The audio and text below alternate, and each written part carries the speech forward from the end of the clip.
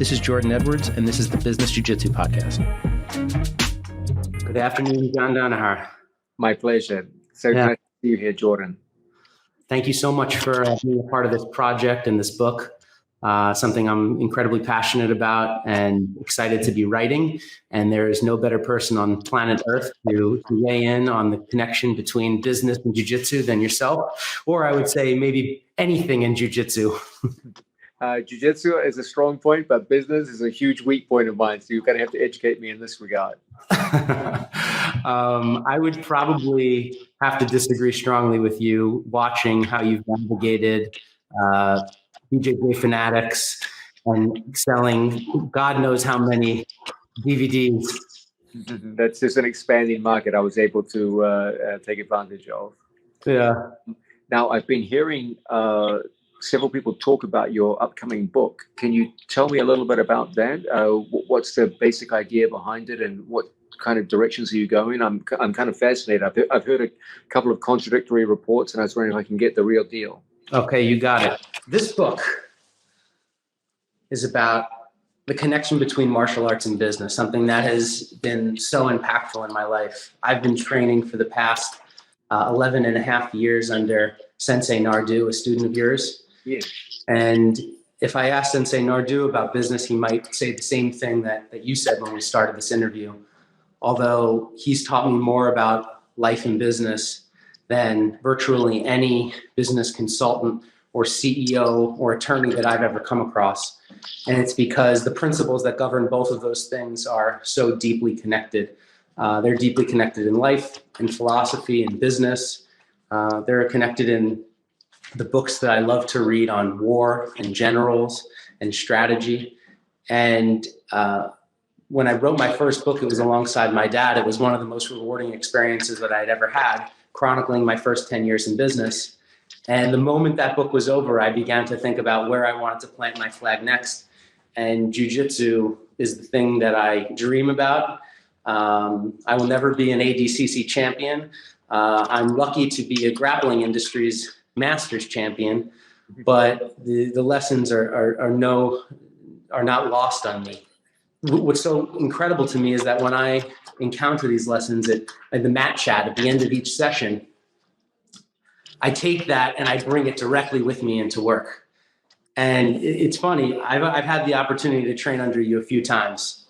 One time, and I think that was my first, was when you held a seminar for one of your students, Shaheen.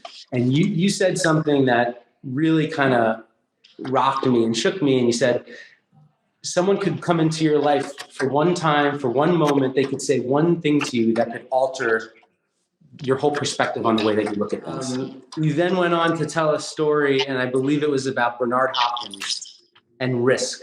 Yes. Would you mind retelling that story? Bernard Hopkins is one of the best examples of a guy who talks about the notion of risk and attack. He's famous for saying a boxer is never more vulnerable than when he goes to attack an opponent. When a boxer is set in his stance, he's secure, safe, his guard is up, it's hard to attack. But whenever he goes to attack, he extends himself in ways that break down his fundamental stance and make small temporary challenges to his balance. And so he loses his stance and he loses his balance anytime he makes an attack. And so there's a sense in which there's no attacking without risk. And Bernard Hopkins always talks about the idea that when he gets attacked, most people react with fear. Okay, they see an attack coming and they think, my God, I must defend themselves. Whereas his whole thing is to see the opponent's attack as an opportunity. And he keeps telling himself, this is when they're truly vulnerable, is when they come to attack me. It's actually much more difficult to attack someone when they're in a strong defensive stance, and now they can counter your movements. So he's seen a time when most people react with fear as a time for opportunity. And so he waits for his opponent to attack and feeds off that, and then goes out to, he made an incredible career based on that simple notion. This story had a profound impact on my life in ways that I never could have imagined. And it also illustrated something that time and time again in business I encounter, which is when to and when not to take risks in proportionate to the outcomes. And even though that story was from a few years ago when I took your class, this past year during the COVID crisis, it manifested itself so many times over. My whole business was on the brink of being out of business, just like most small businesses around the country. I'm the CEO of a company. Jordan, give me a timeline. Which month of 2020 were you at your worst situation? So I do two things primarily. I'm a real estate entrepreneur. All my background is in real estate, but I started a women's fashion company by accident in 2009. And in March of 2020, when we were mandated to close all of our stores, I had 10 stores in operation, 225 employees, and we sell women's clothing. You know, we're not curing cancer, but we have people that rely on that paycheck. So I looked at my controller on March 17th, and I had to send all of my employees home and furlough 170 people. I still had 30 plus left, 30 to 40 employees. And I said, do a quick reconciliation for me and tell me how much cash we have in the bank. He did the numbers, he did the books. We had $9,000 in the bank. Now, this is a business that does millions of dollars a year, but if you know anything about fashion, when you come out of the holiday season, you know you're going to lose money in January and February. March is supposed to be your comeback month. So you invest all of your money into the inventory, and then you're going to sell through it. Well, what happens when you tap the credit cards, tap the credit limits, and so we did it. We had 9,000. Now, we're always in a normal state of money coming in and money going out. At that moment in time, we had $9,000. So every single bit of jujitsu, staying calm under pressure, the 250-pound guy on top of me can't breathe, the submission is on, and I had to do everything I could to relax. Well, we went from that state to creating a clear plan of attack, and in the subsequent weeks, we maneuvered out of it. But here's where your lesson came into play. As soon as we stabilized the business by June, we could have stayed on the defense, or we could have went on the offense. And it seemed like there was an unprecedented opportunity to open stores in markets where people had fled from. We have one store in New York, but we're primarily a suburban-based store. So we began to open more stores in the midst of a pandemic. And we opened 3 locations, which turned out to go from being on the brink of death to milking this opportunity. And that was one of the reasons why I was so excited to talk to you today. That's fascinating. If you don't mind me asking, Jordan, what was it like going through the process of signing leases and getting financial backing during the pandemic? Was it infinitely more complex, or was it easier to get, say, for example, business loans to open up in these new locations? Everything became easier. There were so few people people were trying to stay alive, but with so few businesses opening and so many going out, there was an unprecedented opportunity to get great locations and inventory. And it was an amazing time to take advantage of. Unfortunately, it was other people's missteps, but when other people were at their most vulnerable, we were able to attack. That, of course, is precisely the lesson of Bernard Hopkins. That's exactly his theme. So it's amazing that you're able to take that lesson and run with it. Yeah. Well, it was explicit to me, but business is not always explicit. You can't always draw the metaphor. But another thing that you had said, what felt like directly to me at that seminar, was that metaphor is a phenomenal teaching tool. Is that something that you can expound on? Indeed. People learn in all kinds of ways. I always say that it's not how much you learn that counts. Rather, it's how much you retain of what you learn that counts. Lessons are only valuable when they're remembered. And there are many ways to bring information to people, but there are an even greater number of ways for people to forget that information. Now, when you teach by metaphor and storytelling, people tend to remember the lessons much better than if you just convey information per se. People are struck by any lesson which takes things that are unfamiliar to them and brings it to something in which they are familiar. If I can take an unfamiliar concept and relate it to something that my listener is familiar with, then the chance of them remembering it is so much greater. And so in this sense, I try whenever I can to use metaphor to convey ideas to people. I generally find that metaphors and storytelling are the two best methods of getting people to retain information. Whenever you throw large amounts of information at someone that's all new, there's a very, very high likelihood that most of it will be forgotten pretty quickly. But if you can make someone listen to a story or a metaphor which somehow catches their imagination, they'll remember it forever. And so I'm constantly looking for metaphor and storytelling as a means of communicating ideas. The few times that I've trained underneath you, my observation when I came away from it was that you were the most effective communicator that I had ever met. This was many, many years ago. I'm not kissing your ass. Your expertise and merits don't have to be celebrated by me. They've been celebrated across our whole industry. But it's very generous of you to say, Jordan, but there's probably a far greater number of people who would say I'm a long-winded asshole. I think your medal count for ADCC medals and incredible achievements of your students would just, it stands on its own. But that was when I walked away from the first time. I walked out of the room and I said, he's an amazing teacher. He's so precise in the way that he says things. And when we walked away and we performed those techniques, and I've studied under Sensei Nardu, who's an unbelievable martial artist and communicator himself, but I've also traveled the world through my business. And everywhere I've gone over the past 11 years, whether it's Puerto Rico or Texas or California, I bring my gi, I bring my gear, and I go and train. And what I'm surprised at often is when I walk into a no-name school in a small town in Texas, and the teacher says, "Okay, we're gonna do the arm bar. This. Okay, go." My question to you is: Was this formal teaching and training through your work in your master's program to become a teacher?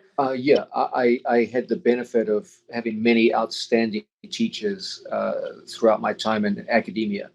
And many of them did a fantastic job of taking very complex material and bringing it to an audience. I also, when I was at both University of Auckland in New Zealand and Columbia University in New York, I also taught. I was in the PhD program, and part of the work was to teach, usually beginning university students, freshmen, sophomores, etc., their various courses. And so in my early 20s, I began teaching. I taught at a much younger age than most of the PhD people in the program. That was because of a set of strange circumstances that arrived when I first came into the United States. Some of the senior students either had to return home to their various countries or they fell sick. And as a result, there was something of a crisis at Columbia Philosophy Department where they needed to bring someone in. I said to them, "Listen, I used to teach at the University of Auckland. I know I'm young, but I can do these courses. I've taught similar courses in New Zealand." And so they asked me to teach. There was a very positive reaction from the students, and I was given more and more teaching responsibilities. So I taught a lot in an academic foundation. And bringing those lessons to jiu-jitsu wasn't much of a stretch.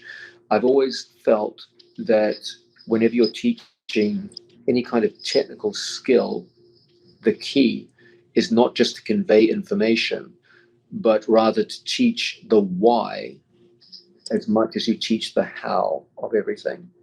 Most people teach how to do things, and it's very easy to forget under the pressure of jiu-jitsu how to do things. Remember, in jiu-jitsu, your ability to demonstrate whatever knowledge you have is made much more difficult by the fact you're doing it in a very competitive situation with someone trying to defeat you in a very physical fashion. So not only do you have to remember information, you have to remember information while someone is sitting on top of you trying to strangle you. Which I mean, imagine if, for example, if we had mathematics competitions where the mathematicians were being strangled as they tried to solve complex sums. It would certainly make their task considerably more difficult. I'd see a very different ranking of who were the premier mathematicians in the world if they were under those conditions. And yet that's the story of every jiu-jitsu class. So again, it comes down to how are you going to make information memorable. One of the best ways you can do this is to go beyond teaching how to do things and start by asking the question, why are we doing things this way? Because when you convey to someone why they're doing things the way they are, what's the meaning of it, they tend to see the big picture first. And once they have the big picture as a general guide for direction, then they can always fill in the small details of how to do things over time. Right. So I always begin teaching with the why, and then over time flesh out the details of the how. You're never going to be an effective jiu-jitsu player if you have just a broad sense of direction, because you'll lose on the details. But you can't, on the other hand, just be a details guy, because then you have no broad sense of direction to go in, and so you tend to meander and get lost in complex side trails and never go forward to your original purpose. Right. So you need a sense of direction and purpose, and you need to mix that with the sense of the details which enable you to fulfill that purpose. I normally begin with the big picture and then ask students to fill in the details over time. So everything begins with the why. Why are we doing things the way we do? What's the meaning behind it? Then once that's set, then over time I can fill in details upon details upon details.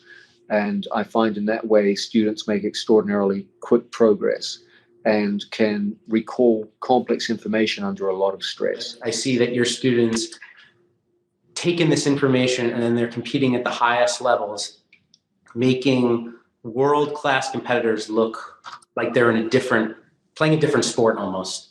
I mean, it was so clear most recently when Gordon fought Mateus Dennis, who's a phenomenal athlete.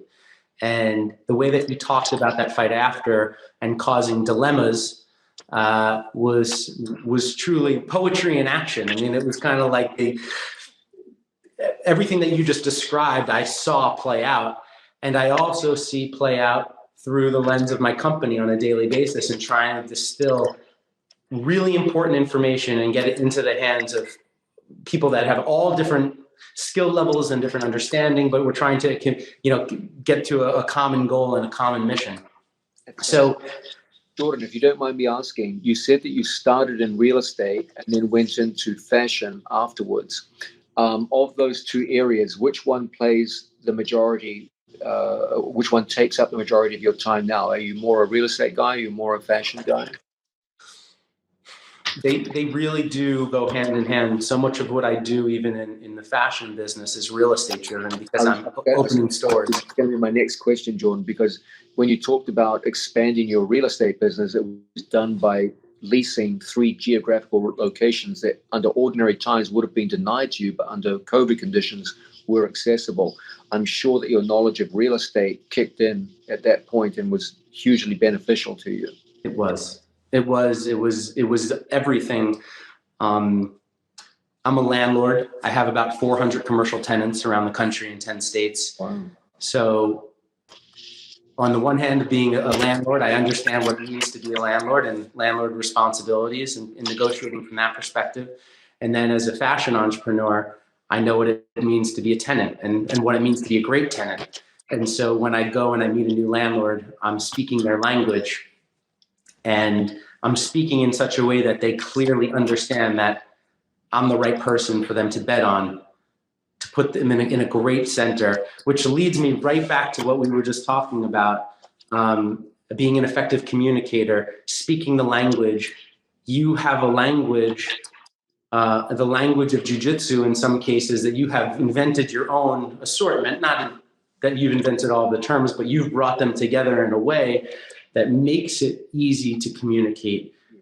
And this is my observation. I mean, this is a very important part of my coaching program that either gets ignored or is treated with condescension. People think I'm a kind of a pretentious person for bringing in different names for moves, and I often use old Japanese names where applicable, and I think people perhaps misunderstand what I'm trying to do when I do that. My point is that whenever you look at what most people call expertise in our world, expertise is very often, in fact, I would say in the majority of cases, just the ability to make finer and finer grained distinctions on a complex subject matter that other people don't make. Okay, you've all heard the cliche about Eskimos and snow. Okay, when normal people talk about snow, there's only one word for snow. There's snow. But Eskimos, I don't know if this is true or not, but according to legend, have a vast number of terms for snow based on the quality of the snow, whether it's powdered or whether it's ice dominant or what have you. So they have around 30 different terms for snow. Now, when we just talk about snow, we just have one generic term, snow, to refer to every single case. But to people who make their living and who live or die based upon their knowledge of weather conditions, they need to make very fine-grained distinctions. And so the simple overarching concept of snow for us is adequate for our purposes, but it's not adequate for an Eskimo hunter who, if he makes a mistake about the nature of weather, may not be successful on his hunt or may even die out in the elements. And so they become experts in snow, and as their language reflects that. They have many, many terms that reflect the different natures and of snow that they operate in. if I may interject for one moment. Yes. You're speaking my language. I was a ski racer up until my sophomore year in college. We used to pray to the snow gods, and we had names for every kind of ice, snow, ruts you could imagine. So I am right with you. That's funny. But this extends across the board. Anytime you talk to an expert on a subject matter, the first thing you notice is that they make very fine-grained distinctions. And so for what seems like one thing, they might have 10 different terms which denote slight distinctions in that subject matter. And as a result of their much finer distinctions, they make finer judgments, and they can express their knowledge to each other through language. Imagine you and I were engaged in the repair of an automobile, okay? And neither one of us has any expertise whatsoever in the automotive industry. We would be so inefficient, not only because of our ignorance, but because we couldn't even communicate effectively. When the car is in pieces on the garage floor in front of us, and I asked you to hand me some piece of, I didn't even know the name for it. How am I going to communicate to you to bring that to me so I can start work? Right. But if I say to you, hey, bring me a spark plug, and you come over, and I say, bring me a carburetor, and you know exactly what to go to. And then when it comes time to work, I say, bring me a screwdriver. Screwdriver, well, that could mean different things. I say to you, bring me a Phillips screwdriver. You go, okay, that makes sense. Now bring me a flathead screwdriver. And so one concept, screwdriver, many distinctions within it. You have an Allen wrench, a flathead screwdriver, a Phillips screwdriver. Right. Now we're becoming more efficient as we work as a team, okay? Because our fine-grained distinctions in language, and because of the fact that we have a common language that we use to communicate with each other, which makes those fine-grained distinctions. In time, we can become a highly efficient team precisely because of that language advantage that we have. So the first thing I do when I coach students is I get them talking the same language. Everyone comes in the room They all speak the same language. They learn to make extremely fine-grained distinctions. My students are famous for the use of a leg control method, ashigarami. Okay. Now when I began jiu-jitsu, there was only one form of ashigarami. You just learned the basic ashigarami, and everything was done from there. As time went by, we learned that there are many forms of ashigarami, and I had to denote names for each one of those variations, so that when it's time for me in a world championship final to throw out information to my student, I don't just say, do that ashigarami thing that we did a couple of weeks. No, there's a precise, okay? Go into double 50 ashigarami. I can say that in 2 seconds. And now my student knows exactly what I want, and he'll go right in and secure it immediately. And so, yes, you're absolutely right. Language is a huge part of my coaching curriculum. It's not just about, appearing to be like an expert or something. It really does make a difference in performance.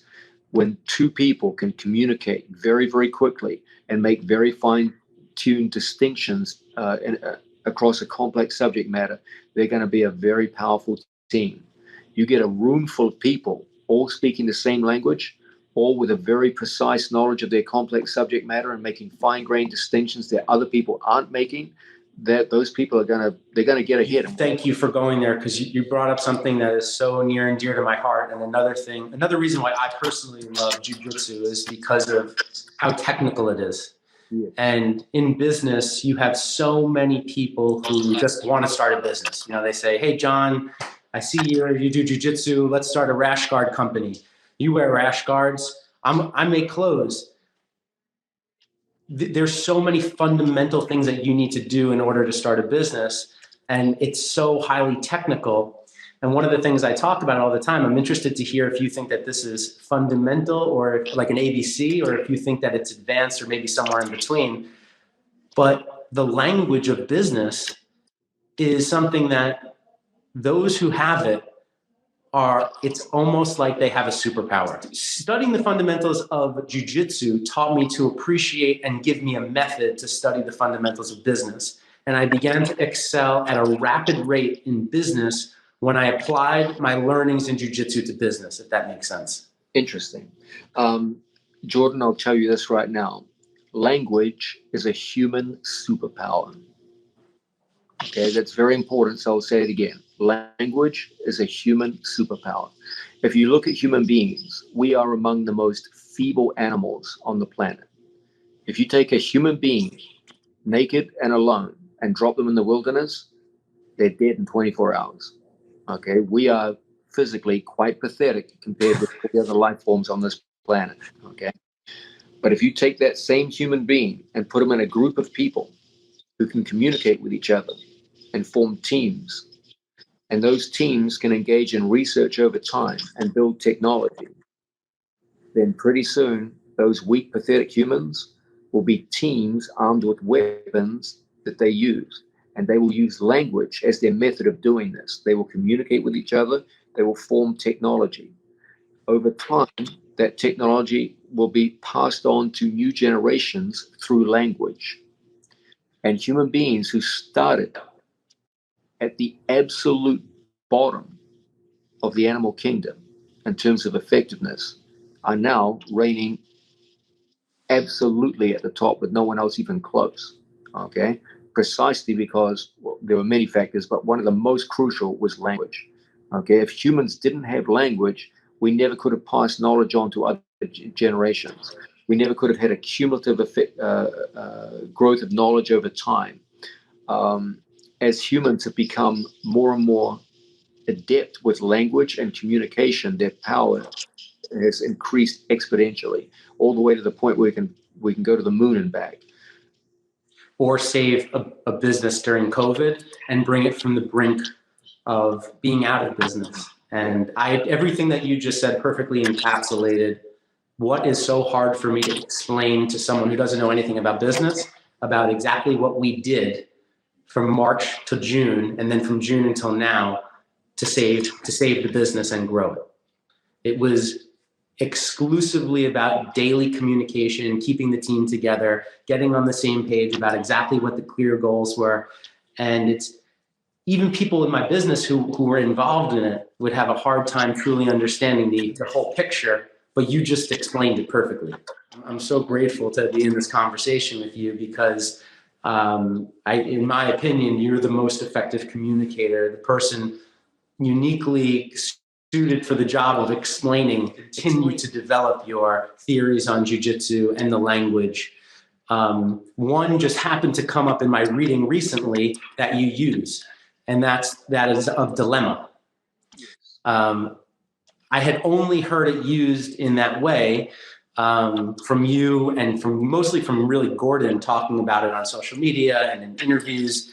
And it's something him and I got to discussing, the dilemma. But just last week I was reading and I came across it in this book, The 33 Strategies of War by Robert Greene.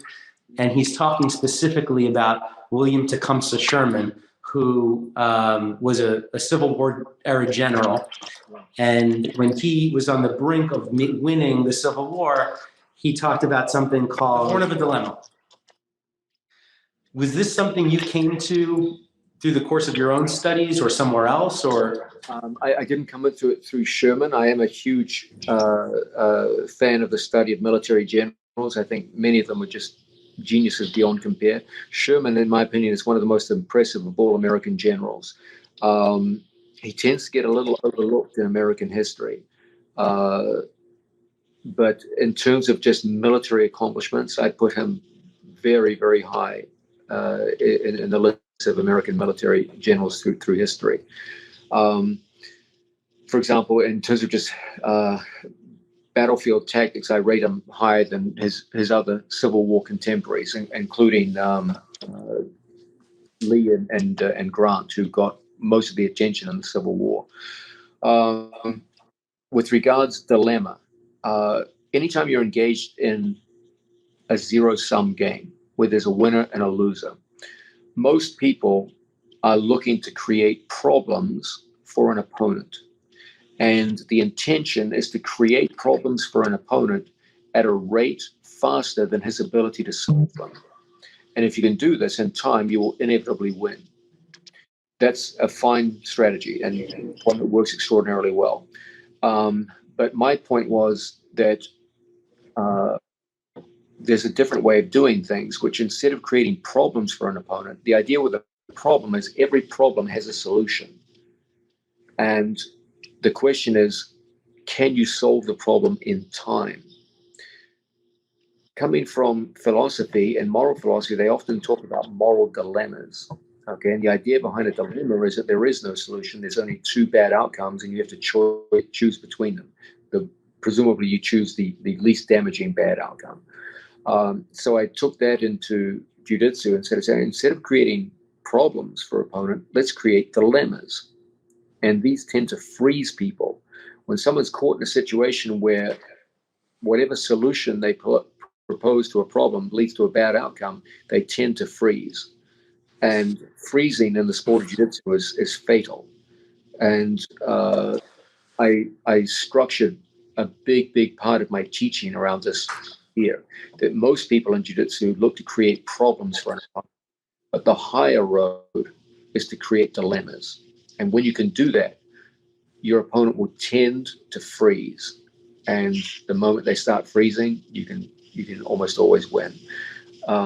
So we structure our attack patterns in our approach to the sport in this fashion. As much as possible, you can't always do it, but when you can, create dilemmas rather than problems. And the outcomes are almost always, in any zero-sum game, much more favorable for you. I gave Gordon got his shot last week to talk, and he was phenomenal on this podcast. He's so young. He's also so wise. You can hear him in you, and being around you all day. I often wonder if you share philosophy and other things about life. Is it only through the lens of jiu-jitsu, or is it also through the lens of philosophy in life and battlefield strategy. Is the team interested in those things? Yeah, absolutely. You don't forget the team spends a lot of time together. If we spend a lot of time training together, but we also spend a lot of time just talking after training or before training, and we all have fairly similar interests. And I think most people are endlessly fascinated by talk of things like interesting figures from history, and you can learn so much from the study of these people. Um, so we'll often talk about, military commanders or military theory and how it would apply to jiu-jitsu. And if we go out and have dinner after training, we'll talk for a couple of hours on various subjects like this, like great figures of history and lessons that we learn from them. And so, yeah, we often do talk outside of the context of jiu-jitsu lessons. Yeah, to be a fly on that wall. Are you tempted at all to share some of that knowledge and some of your more academia through a platform like BJJ Fanatics or any other? There's so many great writers in military theory. I always strongly encourage people to read the works of these of great military thinkers, and if you find their works too dull, then just read the works of great military commanders. They may not have been theoretically as interesting, but they were practically enormously interesting. They actually practiced the ideals, and you can just learn so much from them. Just as a jiu-jitsu athlete can learn a lot by looking at videotape of other great jiu-jitsu athletes and learning lessons from them, so too you can learn a huge amount by studying the military campaigns of great generals of the past, or the words of great military thinkers. So yeah, I think that's an enormously underutilized field of study for jiu-jitsu coaches. It's one of my greatest hobbies. I'm so early on my journey just because of my own years, but I just reading is, I think, to business and life what's going on the mat is to jiu-jitsu.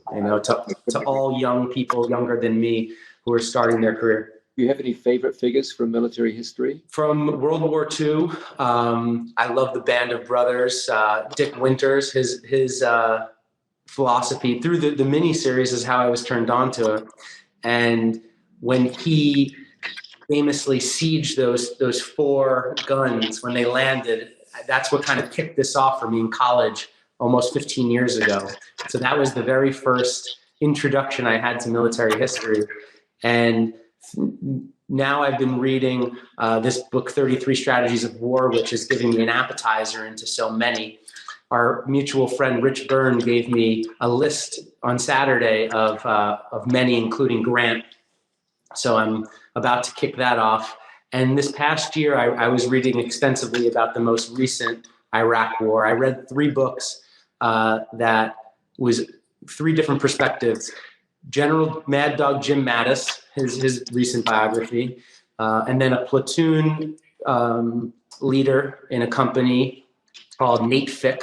If you know, there was an HBO miniseries called Generation Kill, and he was one of the protagonists of that. And then I read Generation Kill. So I read 3 books about the same story from 3 different perspectives, and that was a great lesson for me. Yeah.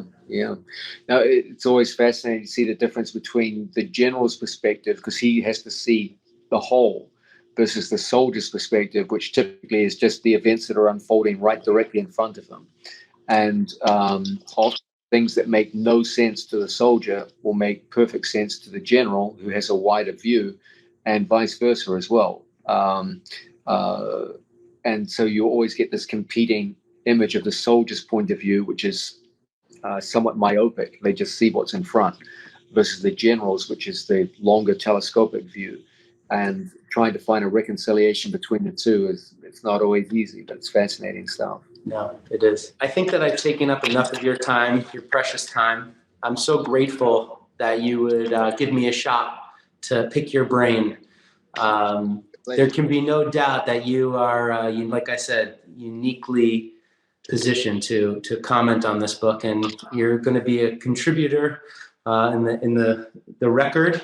This is going to be going forever, and I'm just grateful that you decided to spend your time with me. It's my pleasure, Jordan. I'm sure we'll see each other in the future. I plan on coming down to Puerto Rico to get absolutely abused, broken, and battered by your incredible team. No, don't worry, they're gentlemen. Yeah. It was a pleasure to meet you. You too. Have a great day, and thanks again. Thank you, Jordan.